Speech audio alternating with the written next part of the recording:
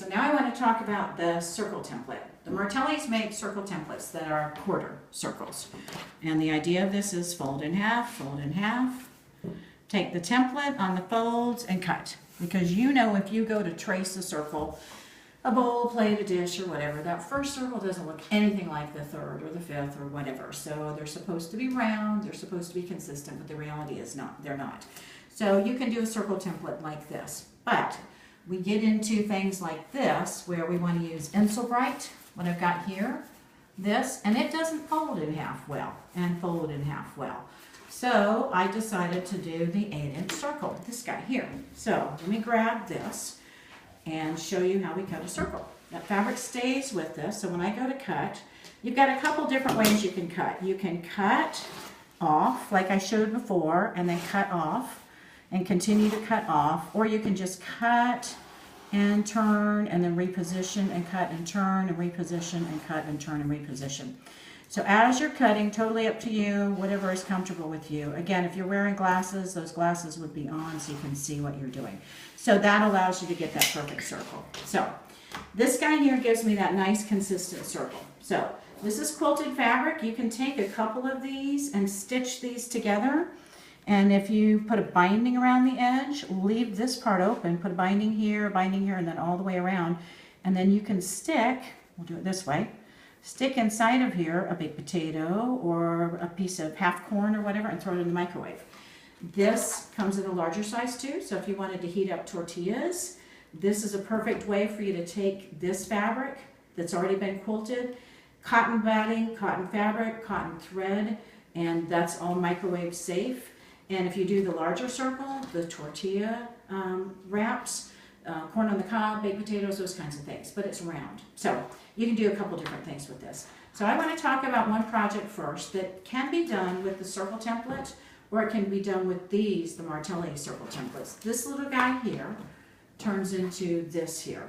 Again, another baby bib. If you've watched my other video on the baby bibs, this is another option for you. This guy here, just 2 pieces of fabric, batting inside, flannel, whatever it is that you want. Or you can put something that has this on the back side. The front would be flannel, would be really good for this. And then this is that laminated fabric, the oilcloth. So when you do your circle, imagine I've got these two together. So we're going to cut out a circle, and then I want to show you how to do the neck. So we're going to cut that circle out just like I did a minute ago. And again, my glasses that are somewhere on the table, I need to put on my eyes so I can actually see what I'm doing, but you get the idea. All right, I want to show you how to do the neck because that neck is going to be the bigger deal. All right, so my circle is done. With the neck, fold this fabric in half. And what we want to do is look at this right here. That we want is this template here. When we look at this guy here, when we place this on here and cut, that's going to give me that neck. I'm looking at my fold here, and I go basically right to where it starts. And when I go to cut, I'll cut along that edge. And that gives me the opening. So you can put a nice piece of ribbon on here or do the elastic trick like I showed you with the baby bibs. So that you can make a bib out of. So you don't need this circle to do this. And this, if you don't own these but you buy this right here can be done by putting a glass right on here, a drinking glass.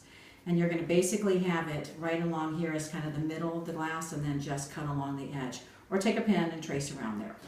All right, we're going to go to the next project that you can do. These guys here. When you look at this and you look at this has that Insulbright fabric inside of here. That Insulbright makes this nice and stiff. Basically, this is a circle and a circle. And then I've got the Insulbright batting.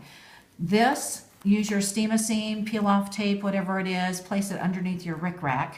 And then using the Sew-Mate is a really good tool just to hold that down and then top stitch along here. So it looks like one of those fruit pies with the top of that, the pie done. So the pie crust, that's what it is. And then this is just the rest of your binding, and then make a little nice little hoop there. But this one is the one that I have some steps so I can show you. So inside of here, I've just got one layer of batting. So let's take a look at the project here. So our circle is 8 inches. So I've got my 8 inches that we're going to be doing, but my pockets here, I'm going to cut a 7-inch square, somewhere around there. It doesn't have to be exact, but at least 7 inches. So I've got this already cut in a 7-inch square, and then we want to cut a piece of batting, or it can be flannel, it can be felt, it can be whatever it is. And what we want to do is fold that in half. Now, you've got two options. You can top stitch now, or you can top stitch later. I like to top stitch now. So when I go to cut out, this is already done. So you can see how I've top stitched here. So we've got this, and we've got this piece. Where's my batting? Let's add this inside of here. And we basically want to give ourselves an inch in between. In between this piece here and this piece here. So we're going to pretend that I've top stitched. I'm going to use this on my mat. So if I've given myself about an inch, I'm going to look at my 1/2 inch marking here, and my 1/2 inch marking here, and my 1/2 inch marking here, and my 1/2 inch marking here. And again, we're going to pretend that I've top stitched along here. I've got that done here. So we place this on. Now, I've gone on and put marks here. This is with a metallic Sharpie, and the one that I had was a fat tip, but you can use any kind of a Sharpie. What do we do for this? We line this up somewhere on your mat, and the perfect spot is exactly right in the center, if you want to do that, where this is lined up, this is lined up, this is lined up, this is lined up. And when you do that, just put a ticky mark here, a ticky mark here, here, whoops, let's get it to there, and here. What that's going to tell me is exactly where the center is. Because when I line this up, we're back to here again. When I line this up, when I place this down, I don't want this and this to not be perfectly in the center. So I'm going to use this, and I'm lining this up here with my middle line here. You can use any of the lines on the map, but you can see how this is lined up here. And I would double check to make sure this was lined up here, and this fold fabric here was lined up. And when I go to cut, again, I'm cutting all those layers. Now you notice what I have. I have the back layer of fabric, I have the top layer of fabric, and then I have my batting for the pocket here with the pocket basically, and the same thing over here. Let's look here, you can see it better. So a pocket and a pocket, and then these two. What I don't have is the Insulbright. You can decide whether you want the Insulbright showing on the back side, or whether you want to do a decorative fabric. With this one, I've added a different fabric choice here.